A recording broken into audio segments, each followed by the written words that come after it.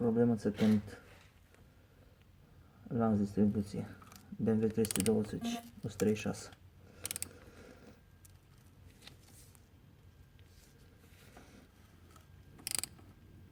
Se pare că întinzătorul nu mai ține presiune de ulei.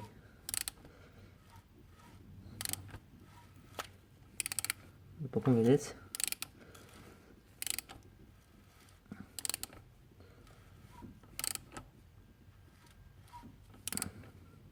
mai ține lanțul întins.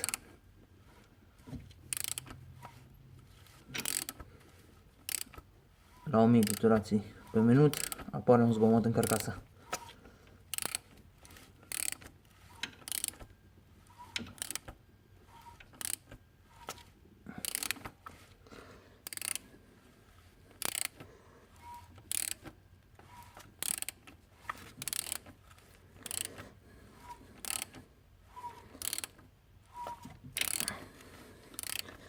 Mie nu mi se pare normal această.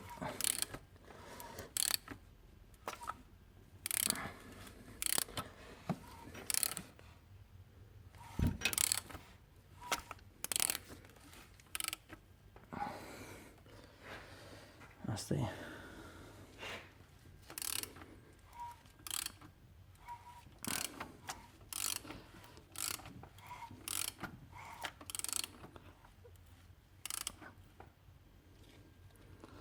Ok.